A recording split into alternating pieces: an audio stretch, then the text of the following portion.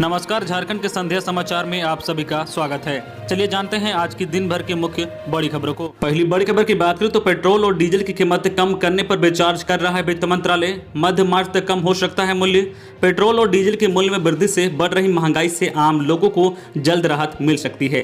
Petrol और diesel की कीमतें कम करने पर सरकार विचार कर रही है। उम्मीद है कि 15 मार्च तक पेट्रोल और डीजल के मूल्य में कमी आ सकती है। वित्त मंत्रालय के सूत्रों के अनुसार पेट्रोल और डीजल पर लगने वाली एक्साइज ड्यूटी में कटौती की योजना बनाई जा रही है। जल्द ही कीमत घटाने पर फैसला लिया जा सकता है। मालूम हो कि पेट्रोल और डीजल पर केंद्र सरकार एक्साइज ड्यूटी लगाती है, वही राज्य सरकार वैट लगाती है। दोनों करों के बाद भी तेल कंपनियों का कमीशन भी होता है। अगली बड़ी खबर की बात करें तो बजट सत्र के तीसरे दिन सदन में उठा केरोसिन में विस्फोट का मामला। सीएम ने कहा कि आश्रितों को 4-4 लाख मिलेगा मुआवजा। झारखंड के बजट सत्र के तीसरे दिन भी विधानसभा में हंगामा जारी रहा। इस दौरान सदन में हजारीबाग में जन वितरण प्रणाली के तहत वितरित किए जा रहे केरोसिन में विस्फोट का मामला भी उठा। इस पर मुख्यमंत्री हेमंत सोरेन ने कहा कि मामले की जांच चल रही है, इसमें जो भी दोषी पाए जाएंगे उनके विरुद्ध कार्रवाई होगी। उन्होंने मृतक के आश्रितों को 4-4 लाख रुपए मुआवजा देने की घोषणा की है। इससे पहले भाजपा विधायकों ने नियोजन नीति रद्द करने के विरोध में प्रदर्शन किया। विरोध करते हुए वेल तक पहुंच गए। यहां तक कि भाजपा विधायक मनीष जायसवाल वेल में लेट गए। इस हंगामे को देखते हुए विधानसभा स्पीकर रविंद्रनाथ महतो ने सदन की कार्रवाई 12 बजे तक के लिए स्थगित भी कर दी, जिसके बाद दोबारा कार्रवाई शुरू हुई। अगली बड़ी खबर की बात करें तो एक और बड़े मामले में घिरते दिख रहे हैं लालू यादव। बिहार के पूर्व मुख्यमंत्री और राजद सुप्रीमो लालू यादव की मुश्किल आने वाले दिनों में बढ़ सकती है। वो एक नए मामले में घिरते दिख रहे हैं। चारा घोटाले के डोरंडा कोषागार से जुड़े इस मामले में 139 करोड़ रुपए से अधिक की अवैध निकासी की गई है। इस मामले में रांची की सीबीआई की विशेष अदालत में आज से अंतिम बहस शुरू हो गई है। जल्द ही इस मामले में फैसला आ सकता है। चारा घोटाले के डोरंडा मामले में भी लालू ने दूसरे केसों की तरह ही अपना बयान और गवाह ड्राफ्ट करा है।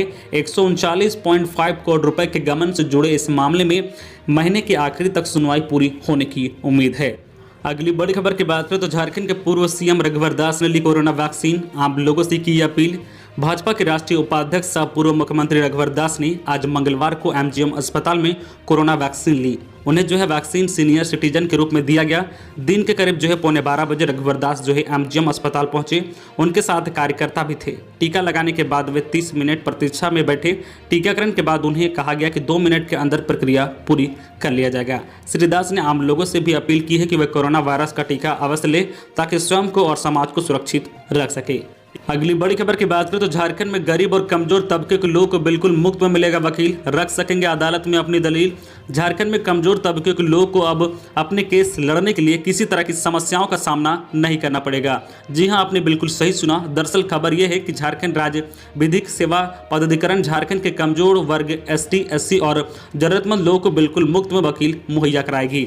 झालसा जरूरतमंद लोगों को 2 साल के लिए वकील मुहैया कराएगी, जो किसी भी तरह के मामले को देखेंगे। बता दें कि राष्ट्रीय विधिक सेवा पदाधिकरण यानी कि झालसा ने देश के कुछ राज्यों में project leading and defence counselling system लागू किया है, जिसमें वैसे कमजोर तबके के लोग जो किसी कारण से अपने केस नहीं लड़ पाते हैं या फिर अपने अधिकार की लड़ाई नहीं लड़ पाते हैं, उन्हें यह विशेष सुविधा दी जाएगी। झारखंड के चाईबासा में अभी ऐसे एक पायलट प्रोजेक्ट के रूप में इसे लॉन्च किया गया है। इस प्रोजेक्ट में सफलता मिलने के बाद इसे पूरे राज्य में लागू किया जाएगा। अगली बड़ी खबर की बात करें तो झारखंड में 876 रुपए 50 पैसा में मिलेगी रसोई गैस। पेट्रोल डीजल के साथ ही रसोई गैस सिलेंडर के दाम में भी बढ़ोतरी जारी है। सोमवार से रसोई गैस सिलेंडर की कीमत में 25 रुपए की बढ़ोतरी की गई है।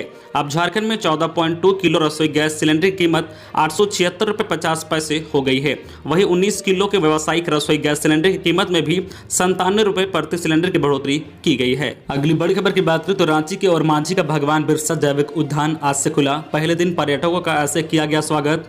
झारखंड की राजधानी रांची के और मांझी स्थित भगवान बिरसा जैविक उद्यान कोरोना महामारी के कारण पिछले 17 मार्च 2020 से बंद था। झारखंड की हेमंत सोरेन सरकार की कोरोना गाइडलाइन का पालन करते हुए आज मंगलवार से उद्यान खोल दिया गया है। पहले दिन पार्क में 10 पर्यटकों को गुलदस्ता देकर स्वागत किया गया। वहीं नन्हे बच्चों को टॉफी देकर प्रोत्साहित किया गया। आपको बता दें कि कोरोना महामारी के कारण पिछले 17 मार्च 2020 से भगवान बिरसा जैविक उद्यान बंद था। इस दौरान किसी की प्रवेश की इजाजत नहीं थी। सरकार की सभी गाइडलाइन का पालन करते हुए उद्यान दर्शकों के लिए बंद रखा गया था।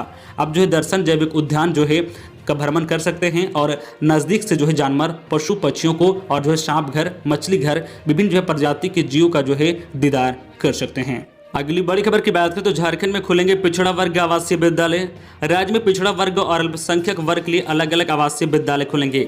इसके तहत वर्ष 2021-22 के लिए वित्त वर्ष में 5 पिछड़ा वर्ग के लिए और 5 अल्पसंख्यक वर्ग के लिए स्कूल खोलने की प्रक्रिया शुरू की जाएगी। अनुसूचित जनजाति, अनुसूचित जाति, अल्पसंख्यक और पिछड़ा वर्ग कल्याण विभाग ने इन स्कूलों को खोलने का निर्णय लिया है। बजट में इसके प्रावधान किए जा रहे हैं। यह स्कूल किन जिलों में खोले जाएंगे इसका चयन अभी नहीं किया गया है। बजट पास होने के बाद विद्यालय के लिए स्थान के चयन से लेकर भवन निर्माण का काम शुरू किया जाएगा। अगली बड़ी खबर की बात करें तो अब की बार आदिवासी ही आदिवासी, कल पेश होगा झारखंड बजट।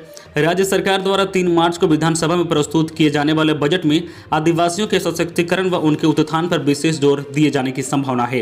राज्य सरकार लगातार इसकी तैयारी भी कर रही है। मुख्यमंत्री हेमंत सोरेन भी लगातार आदिवासियों के विकास के लिए योजनाएं भी चलाए जाने की बात कहते रहे हैं। सो बजट में आदिवासियों को छात्रवृत्ति के लिए बड़ी राशि के प्रावधान बजट में हो सकते हैं। बजट में अनुसूचित जाति तथा अनुसूचित जनजाति के युवाओं को रोजगार के लिए 40% अनुदान पर ऋण देने के लिए राशि के प्रावधान किए जा रहे हैं। इसके तहत राज्य के ग्रामीण एवं शहरी क्षेत्र में स्वरोजगार एवं उद्यमिता विकास को बढ़ावा देने हेतु अनुसूचित जाति और अनुसूचित जनजाति, अल्पसंख्यक, पिछड़ा वर्ग एवं दिव्यांग वर्ग के युवाओं को 40% अनुदान पर ऋण दिया जाएगा। अगली बड़ी खबर की बात करें तो लातेहार जिला में कुजरुम जंगल में हाथी ने ग्रामीण को कुचला, मौके पर ही हो गई उसकी मौत। पलामू वग्र परियोजना के बारिसड़ वन क्षेत्र के कुजरुम जंगल में ग्रामीण मन्नू उरांव को हाथी ने मार डाला। कुजरुम गांव के ग्रामीण मनोज उरांव व अन्य ने इसकी जानकारी बारिसड़ वन क्षेत्र पदाधिकारी को जानकारी दी। वन क्षेत्र पदाधिकारी तरुण कुमार व अन्य वन कर्मियों ने घटनास्थल का मुआयना किया और रंजन श्री कुमार ने बताया है कि तत्काल मृतक के आश्रितों को 25,000 रुपये प्रदान किया गया है। अन्य मुआवजा व सुविधाएं देने के लिए कागजी प्रक्रिया शुरू की गई है। तो ये थी आज की झारखंड की टॉप बड़ी खबरें। इसी तरह झारखंड की हर छोटी बड़ी खबर देखने के लिए आप हमारे चैनल न्यू झारखंड चैनल को सब्सक्राइब करके बेल आइकन प्रेस कर दीजिए, जिससे आपको झारखंड की हर छोटी बड़ी खबर का अपडेट आप तक पहुंचता रहे। तो आज के लिए बस इतना ही, हमें दीजिए इजाजत, फिर मिलते हैं नेक्स्ट न्यूज में।